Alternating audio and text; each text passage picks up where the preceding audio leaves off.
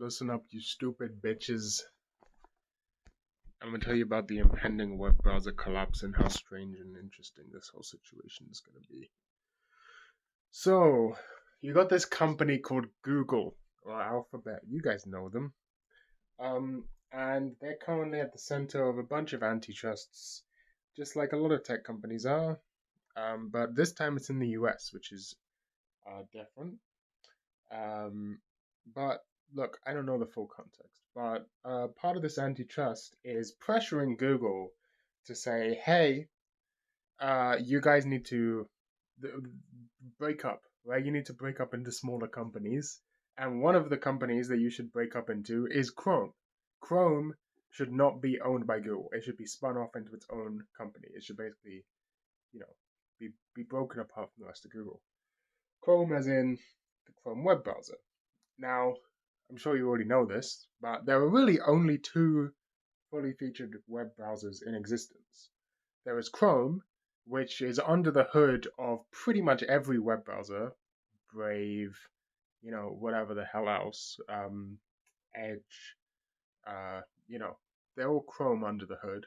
And then there is Firefox, and there are a couple Firefox spin offs as well that are based on Firefox, like LibreWolf or Florp, which is a fun one. But there's pretty much only two web browsers. And the interesting thing is that Firefox, the Mozilla Corporate Foundation, the Mozilla Foundation that owns Firefox, they are mostly funded by Google because Google pays them to keep Google search as their default search engine. Google pays a lot of people to do this, but they specifically pay Mozilla to do this to avoid the situation we're in right now, to avoid getting deemed as a monopoly over the web browser industry. So they basically pay a tax to keep their one competitor in existence, so that they can, have maintain domination over the web browser industry. But here's the thing: Chrome is not profitable. It's just a web browser, right? Chrome is not a very profitable product.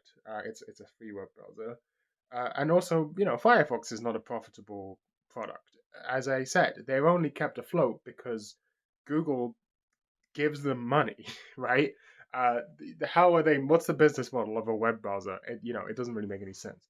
Um, so Chrome is not a profitable company. So this is the future, which might happen, and is going to be a very very strange situation to be in. Google has to sell off Chrome.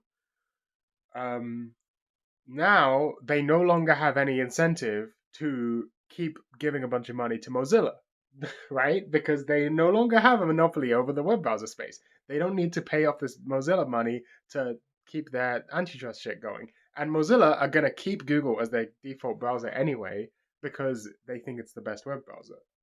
Sorry, default. Yeah, no, I was right. No, I was wrong. What the fuck? Search engine. That's what I meant. Search engine. Mozilla's going to keep Google as their default. They might switch it out to Go. It doesn't really matter. The point is that Google doesn't really give a fuck if Firefox has the default web browser as Google or not, right? They're gonna. This is I'm doing a terrible job explaining this. The thing is, what might happen is that Google stops paying Mozilla, so Mozilla no longer makes any money, but they're already losing a bunch of money. They've already fired a bunch of people and cut back their spending. So Mozilla might die, right? And then Chrome also isn't profitable and is only propped up by Google to maintain dominance over the web browser industry. And so Chrome as a standalone company is either going to become fucking garbage that tries to show you ads and spam and make you pay for premium features or whatever the hell, right? Or it's gonna fucking die. Most likely both. Most likely it's gonna slowly and painfully die as it enshittifies and shows you a bunch of ads and makes you pay for features that were previously free and stuff like that. And then you're gonna have a situation where there are no web browsers. You're gonna have a situation where no one is actively developing a fully featured web browser. except for the Ladybird people. Because as I said, every web browser is either Firefox or Chrome, and most of them are Chrome.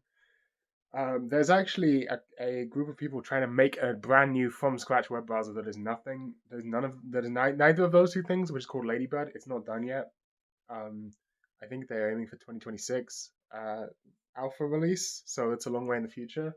But we'll see how that goes. Um, and so there's a high likelihood that we end up in a situation where there are no fully featured web browsers that are actually actively maintained. And that's going to be fucking wild. And I wonder what's going to happen. How did we get into this mess? It's very simple. It's all the fault of the W3C, the World Wide Web Consortium, who have allowed the web standards to become impossibly bloated to the point where it is basically impossible to for anyone to write a new web browser from scratch. It would be an insanely large, huge project. It would be a project on the scale of the it would it would take years and years and years to write a new web browser from scratch because there is so much shit to implement. The web standards are longer than Wikipedia's list of the top 100 longest novels put together. Um, it's just like insane. So it's impossible to build a new web browser that actually meets the web standards set by the W3C. And we are in a situation where we may very well have no functional web browsers. And I don't know what the fuck's going to happen with that. But what I'm hoping happens is that this is a wake up call for the W3C to start simplifying the web standards. That this is a wake up call for them to start saying, okay, we fucked up here, and we're going to start removing functionality from the web. We're going to start removing bloat from the web. We're going to say, or even if they don't do that, it doesn't really matter what the W3C does because it's going to necessarily happen. Because once there are dying web browsers, the only alternative is going to be for people to make their own. People who are going to make new open source web browsers aren't going to, be in a position to implement the insane bloat of the modern web. And so, whatever the case may be, whatever situation transpires, we may just by necessity end up in a world where the web has to simplify because there are the official guidelines from the W3C as to what standards a web browser should implement. But then there is the practical reality, which is that no one can do that. And you may end up in a situation where all of these companies who have built their stupid, bloated, garbage websites to work with, modern web browsers end up having to, you know, strip back and go back to uh, stuff that's going to work on a more basic web browser. And I think that could be good. Now, that is a best case scenario. That's never, in reality, everything is just going to be garbage and worse. And you're going to get a bunch of, garbage, terrible web browsers that are showing you ads and are full of garbage and terribleness because none of the good stuff, nothing good ever happens. But there's a possible future. There is one of many possible futures. Is we end up in a world where we're all using Dillo, and I think that and links, and I think that this is a future we can look forward to. We all go back to Gopher, and we all hang out, and it's gonna be great.